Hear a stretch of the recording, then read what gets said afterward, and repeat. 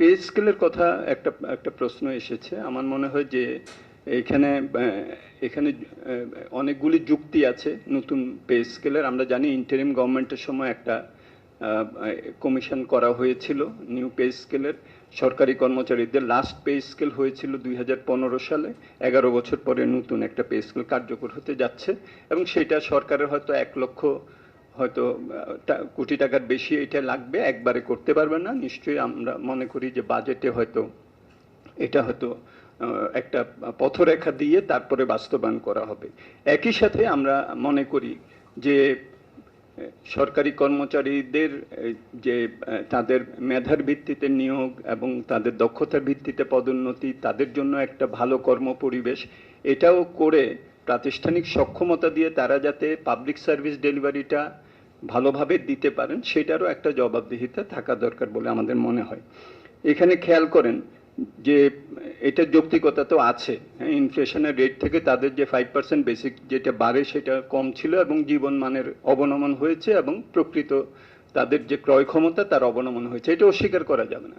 কিন্তু তাদের উপরই আবার নির্ভর করবে যে আমাদের রাজস্ব আহরণটা ভালো হবে কিনা, আমরা যে ব্যয় করব সেই ব্যয়ের যে সাশ্রয়ীভাবে ব্যয়টা করব কিনা, এগুলো কিন্তু তাদের উপরেও আবার নির্ভর করবে। সুতরাং এখানে একটা আমার মনে হয় যে যৌক্তিকতাও আছে, আবার একটা প্রত্যাশাও আমার থাকা উচিত, আমরা মনে করি থাকা উচিত, এবং জবাবদিহিতাও থাকা উচিত বলে আমাদের মনে হয়। আমরা যখন নাকি বলছিলাম যে বিনিয়োগ স্থবিরতা, তখন তো দুটো এলিমেন্ট ছিল। একটা হলো রাজনৈতিক একটা অনিশ্চয়তা এটার পেছনে কারণ করছে কারণ, এবং আরেকটা হলো যে অর্থনৈতিক অন্যান্য যেসব অর্থনৈতিক ব্যবস্থাপনার যে যে দুর্বলতা। একটা কেটেছে, রাজনৈতিক নিশ্চয়তাটা এসেছে। আমরা দেখছি একটা নির্বাচিত সরকার, তারা ক্ষমতা গ্রহণ করেছেন।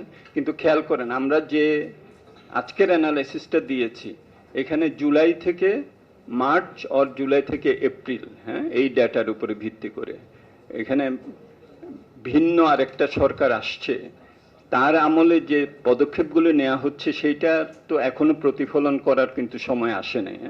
আমাদের যে অ্যানালাইসিস জুলাই টু এপ্রিল, এখানে তাদের হয়তো মার্চ আর এপ্রিল 2 মাস তারা ক্ষমতায় আছেন।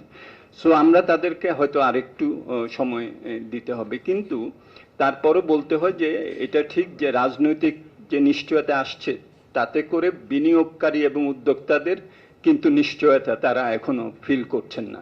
তারা বোধহয় অপেক্ষা করছেন যে বাজেটটা আসলে কি ধরনের প্রস্তাব, কি ধরনের উদ্যোগ হবে এটার। তারা হয়তো অপেক্ষা করছেন সংস্কার যেগুলি নেওয়া দরকার সেগুলি সরকার কতটুকু নিচ্ছেন, কতটুকু নিচ্ছেন না, সেটার জন্য অপেক্ষা করছেন। এই জন্য আমরা এই বিনিয়োগের উপরে, এটা ক্রেডিট আপটেকের 5% গ্রোথের থেকেও বোঝা যায়, ক্যাপিটাল মেশিনারিজের যে আমদানি বা ইন্টারমিডিয়েট যেসব ইনপুটস আছে সেগুলোরও যে আমদানি, সেটা থেকেও কিন্তু বোঝা যাচ্ছে যে বিনিয়োগকারীরা এখনো পর্যন্ত আস্থা পান নাই। এখন সরকার কিছু কিছু ইঙ্গিত এই এই তাদের ক্ষমতায় আসার পরে তারা দিয়েছেন যেগুলো ইতিবাচক, কিন্তু বিনিয়োগকারীদের কাছে সেটা ট্রান্সলেটেড হয়ে তারা যে বিনিয়োগে একটা সামনের দিকে এগিয়ে আসবেন সেটা এখনো আমাদের অপেক্ষা করতে হবে। তবে সরকার রিফিন্যান্সিং স্কিম এগুলোর মাধ্যমে নিজেরা কিছু উদ্যোগ নিচ্ছেন, কিন্তু আমাদের দেশে সরকারের উদ্যোগ যদি 1 টাকা হয় তাহলে প্রাইভেট সেক্টরের উদ্যোগ হলো 4 টাকা। সুতরাং সেখানে প্রাইভেট সেক্টরকেই আমাদের আসতে হবে সামনের দিকে, এবং এটার সাথে তো কর্মসংস্থানের ব্যাপার আছে, এটার সাথে অন্যান্য অনেক কিছুর ব্যাপার আছে, এবং মূল্যস্ফীতিও কমাতে যদি হয় তাহলে সরবরাহ রেসপন্স যদি আনতে হয় তাহলে প্রাইভেট সেক্টরের এই উদ্যম ছাড়া এটা হবে না।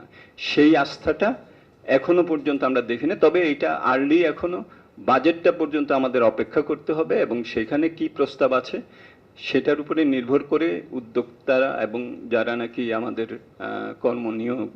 কর্মসংস্থান বা স্বকর্মসংস্থান হবে সেটা সেই বাজেটের প্রস্তাবের উপরে নির্ভর করবে।